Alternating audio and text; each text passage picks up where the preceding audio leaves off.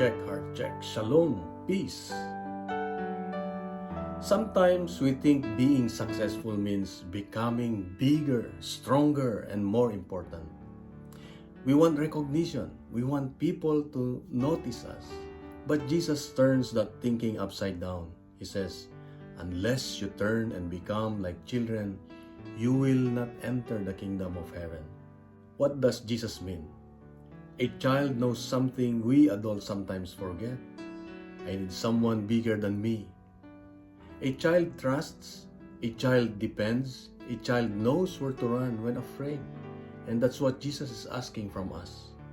Not childishness, but childlike trust. I'm learning that I don't have to have everything figured out. I don't have to control everything. Sometimes I simply need to say, Lord, I don't know what to do, but I trust in you. And then Jesus gives us another powerful reminder. He leaves the 99 to search for the one who is lost. That tells me something beautiful. No one is insignificant to God. Maybe you feel forgotten today. Maybe you feel like you've wandered away from God. Remember, God is still looking for you.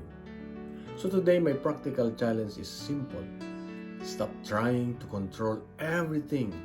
Start trusting God more. And never think you're too small, too broken, or too far away for God to care. You matter to Him. And so let us pray. Lord Jesus, give me the humble heart of a child.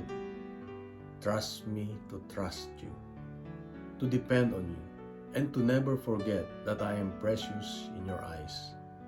When I wander, lead me home. Amen. In the name of the Father, and of the Son, and of the Holy Spirit. Amen. So what is one thing you need to trust God with today? Your answer, please write in the comment section.